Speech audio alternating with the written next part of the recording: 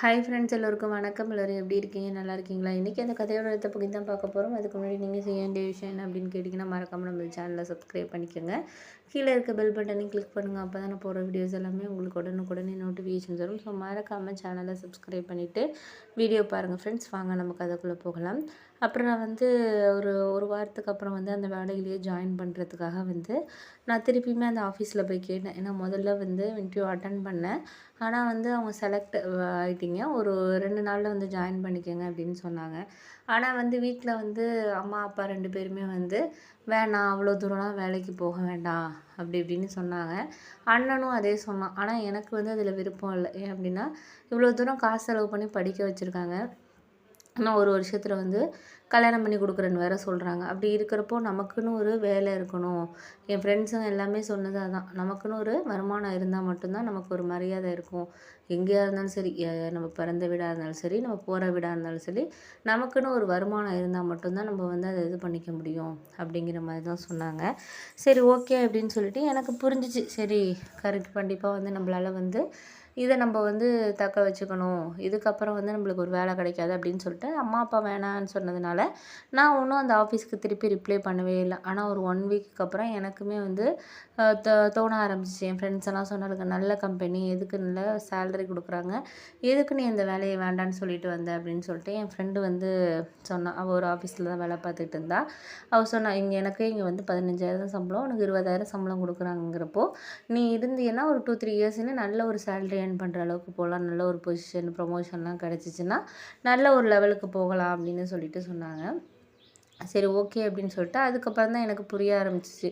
இதுக்கப்புறம் நம்ம வந்து சரியாக வந்து ஒரு இது எடுக்கிறதுக்கான காரணங்கிறத நம்ம பார்த்துக்கணும் அப்படிங்கிறதுனால நான் அதுக்கப்புறம் அந்த மேனேஜருக்கு ஃபோன் பண்ணேன். நான் நினச்சேன் கண்டிப்பாக இல்லை, நான் வேக்கண்ட் ஃபில் ஆகிட்டு அப்படின்னு தான் சொல்ல போகிறாரு அப்படின்ட்டு. அதுக்கப்புறம் நான் சொன்னேன், என்னோடய ஃபேமிலி சுச்சுவேஷனை சொன்னதுக்கப்புறம் அவர் கேட்ட ஒரு விஷயம் என்ன அப்படின்னா, நான் வந்து இப்போயே உங்களை அப்பாயிண்ட் பண்ணுறேம்மா, ஆஃபர் லெட்டர்லாம் இன்னுமே ஒன்றும் கேன்சல் பண்ணாமல் தான் வச்சுருக்கோம். ஒரு 10 டேஸ் வரைக்குமே அந்த அப்ளிகண்ட் என்ன யோசிக்கிறாங்கன்னு பொறுத்துட்டு நாங்கள் அதுக்கப்புறம் தான் கேன்சல் பண்ணுவோம். அதுதான் எங்கள் கம்பெனியோட ரூல்ஸ் அப்படிங்கிற மாதிரி சொன்னார். ஓகே சார், ரொம்ப தேங்க்ஸ். ஆனால் உங்கள்கிட்ட ஜாயின் பண்ணுறதுக்கு முன்னாடி ஒரு விஷயம் கேட்டுக்கிறேன், அதுக்கு நீங்கள் பதில் சொல்லுங்கள் அப்படின்னாரு.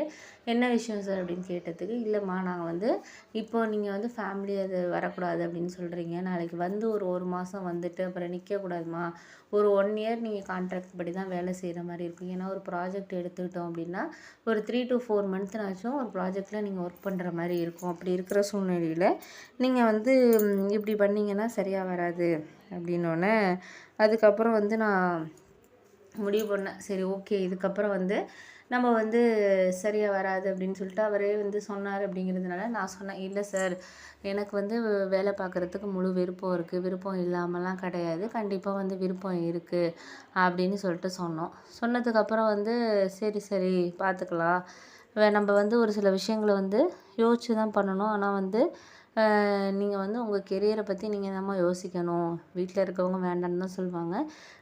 நீங்கள் வந்து முயற்சி பண்ணி பார்த்தா மட்டும்தான் உங்களோட இதில் நீங்கள் என்ன லெவலில் சக்ஸஸ் ஆக முடியும் அப்படிங்கிறது தெரியும் அப்படின்னோடனே சரி, ஓகே அப்படின்னு சொல்லிவிட்டு அதுக்கப்புறம் வந்து ஓரளவு போணுச்சு. அதுக்கப்புறம் என்னாச்சுன்னு பார்த்தீங்கன்னா, நான் மறுநாளே போயிட்டு அம்மா அப்பா 2 பேரும் வேணாம் தான் சொன்னாங்க. இருந்தாலும் பரவாயில்லன்ட்டு கேபெல்லாம் வந்து கம்பெனிலேருந்தே அரேஞ்ச் பண்ணுறாங்க அப்படின்னு சொன்னதுனால அப்பா வந்து சரி ஒரு 1 இயர் போ, அதுக்கப்புறம் பார்த்துக்கலாம் அப்படின்ட்டு அவர் கொஞ்சம் மனசு மாறினார். அந்த சான்ஸை நம்ம யூஸ் பண்ணிக்கணுமேங்கிறதுனால நானும் வந்து மறுநாள் வந்து கேபில் வந்து நான் போயிட்டு ஈவினிங் 4:00, ஏன்னா ஒரு 1 வீக்கு வந்து ட்ரைனிங் மாதிரி கொடுப்பேன் அப்படின்னு தான் சொன்னாங்க. ஏன்னா உடனே வந்து அப்பாயிண்ட் பண்ண மாட்டேன், ட்ரைனிங் மாதிரி தான் கொடுக்க போகிறோம் அப்படின்னு சொல்லிட்டு தான் சொன்னதுக்கப்புறம் சரி பார்த்துக்கலாம், நம்ம அதுக்கப்புறம் என்ன இது அப்படிங்கிறத நம்ம பார்ப்போம் அப்படின்னு சொல்லிட்டு சொன்னதுக்கப்புறம் வந்து நான் மறுநாள்லேருந்து 1 வாரம் ட்ரைனிங் மாதிரி கொடுத்தாங்க. ஓரளவு எனக்கு பிடிச்சிருந்துச்சு தான். நான் முதல்ல ரொம்ப கொஞ்சம் கஷ்டமாக தான் இருக்கும், ரொம்ப ஸ்ட்ரெஸ்ஸாக இருக்கும் அப்படின்னு தான் நினச்சேன். ஆனால் ஒரு வேலையை நம்ம விரும்பி செஞ்சோன்னா கண்டிப்பாக வந்து அதை நம்ம வந்து கண்டிப்பாக வந்து நல்லாயிருக்கும் அப்படிங்கிறது தான் என்னோடய முடிவாக இருந்துச்சு. அதுக்கப்புறம் வந்து வேலைக்கு போக ஆரம்பித்தப்போ ஒரு 1 மந்த் அப்படியே போணுச்சு. சேல்ரி மந்த்லி ஒரு 20,000 வந்து சேலரிலாம் பிடிச்சது போக ஒரு 18,000 வந்து கையில் கிடச்சிச்சு. எனக்கு ரொம்ப ஹாப்பியாக இருந்துச்சு. அந்த முதல் சம்பளத்தை என் கையில் வாங்குறப்போ வந்து அந்த உலகத்துலேயே வந்து நம்மளுக்கு இது ஒரு சந்தோஷம் மாதிரி அனுபவிச்சது இல்லாத மாதிரியான ஒரு சந்தோஷமாக தான் அந்த ஒரு நாள் இருந்துச்சு அப்படின்னு சொன்னோம். அதுக்கப்புறம் அம்மா அப்பா கிட்ட 2 பேரையும் கொடுத்ததுக்கு அவங்க வந்து வேணாமா, அண்ணன் சேலரியில் தான் கொடுக்குறோம், அதை வச்சு நாங்கள் செலவு பண்ணிக்கிறோம்.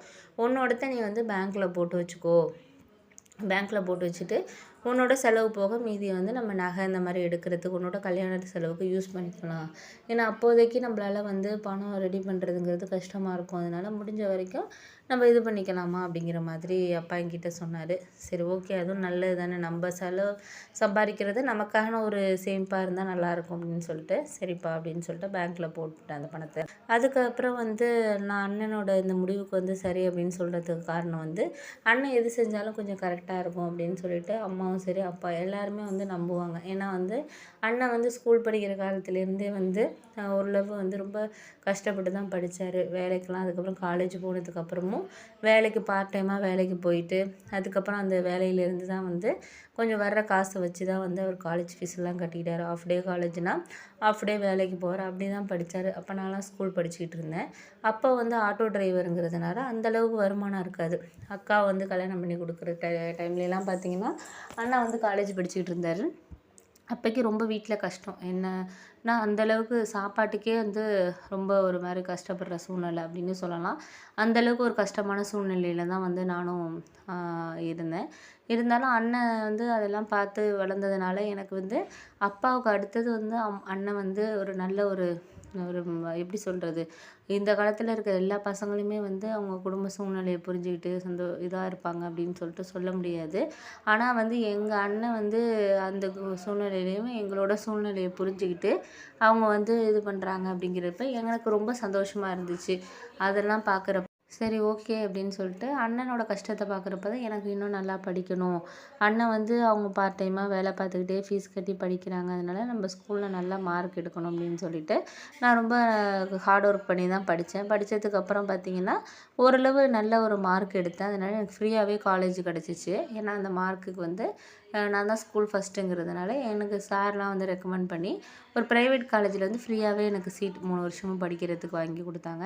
அது வந்ததுக்கப்புறமும் காலேஜ் வந்ததுக்கப்புறம் எங்கள் அண்ணனுக்கு ரொம்ப சந்தோஷமாக இருந்துச்சு. பரவாயில்ல, நம்ம தம்பி நம்ம படுற கஷ்டத்துக்கு இந்த அளவுக்கு வந்து அவன் வந்து ஒரு இதாக இருக்கிறானே அப்படின்னு சொல்லிட்டு ரொம்ப ஒரு மாதிரி சந்தோஷமாக இருந்துச்சு.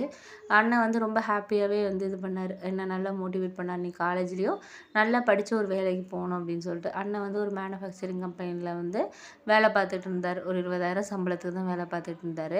இப்படியே ஒரு 2-3 இயர்ஸ் இப்படியே போணுச்சு. நான் படித்து முடிச்சதுக்கப்புறம் எனக்கு ஒரு நல்ல கம்பெனியில் வந்து இங்கேயே காலேஜ்லேயே வந்து இன்டர்வியூக்கு வந்தாங்க. அதில் செலக்ட் ஆனேன். மாதமே ஒரு ஃபஸ்ட்டு மாதமே 40,000 சம்பளம். அந்தளவுக்கு ஒரு நல்ல பெரிய லெவல் கம்பெனிங்கிறதுனால 40,000 அந்த சம்பளத்துக்கு வந்து எனக்கு வந்துச்சு அப்படின்னு தான் சொல்லணும். ரொம்ப சந்தோஷமாக இருந்துச்சு.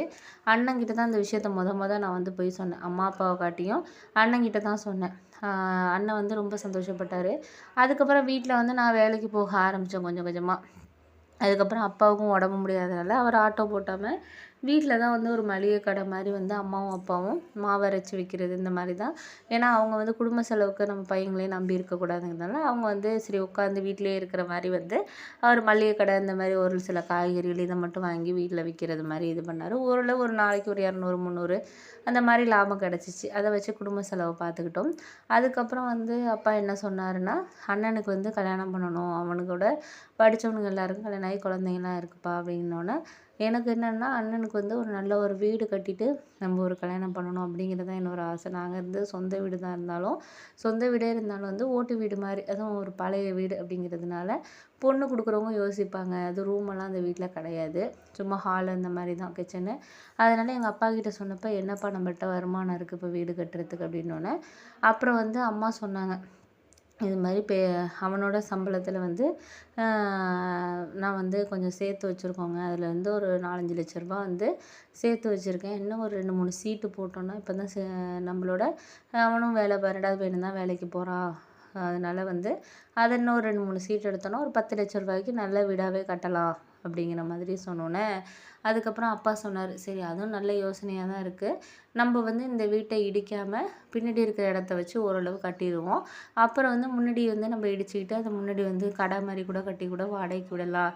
நம்ம கடை வச்சுக்கிட்டு இன்னும் 2-3 கடை வந்து மெயின் ரோடாக இருக்கிறதுனால வாடகைக்கு விட்டோன்னா மாதம் ஒரு 15,000-20,000 நம்மளுக்கு கிடைக்கும் அப்படிங்கிற மாதிரி அப்பா யோசித்தார்.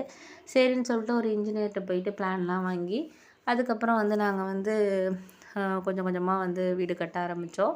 ஆனால் எங்கள் சொந்தக்காரவங்களுக்கெல்லாம் பிடிக்கல. எதுக்கு இப்போ வீடு கட்டிக்கிட்டு இருக்கீங்க, உங்கள்கிட்ட என்ன இருக்குது அப்படிங்கிற மாதிரி தான் யோசிச்சாங்க. ஆனால் அம்மா அப்பா என்ன யோசிச்சாங்கன்னா, கஷ்டமோ நஷ்டமோ நம்ம எப்படியாச்சும் வந்து ஒரு வீடு நம்ம பையனுங்களுக்காக கட்டிடணும் அப்படின்னு சொல்லிட்டு 2 ரூம் வச்சு ஒரு வீடு கட்டினாங்க. அதுக்கப்புறம் வந்து நம்ம பார்த்துக்கலாங்க, இப்போதைக்கு 2 ரூம் வச்சு ஒரு வீடு கட்டிடணும் அப்படிங்கிற மாதிரி தான் அவங்களோட ஆசையாக இருந்துச்சு.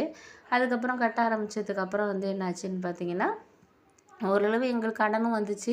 அதெல்லாம் கொஞ்சம் கொஞ்சம் நான் 40,000 சம்பளம் வாங்குறதுனால ஒரு 2 மாதத்துக்கு ஒருக்க வந்து கொஞ்சம் காசை சேர்த்து சேர்த்து வேலையெல்லாம் பார்க்குறது, டைல்ஸ் போடுறது, இது மாதிரி எல்லாமே சேர்ந்து இது பண்ணதுனால எங்களுக்கு கொஞ்சம் ஈஸியாக இருந்துச்சு. அதுக்கப்புறம் என்ன நடந்துச்சுன்னா அடுத்த பகுதியில் சொல்கிறேன் ஃப்ரெண்ட்ஸ்.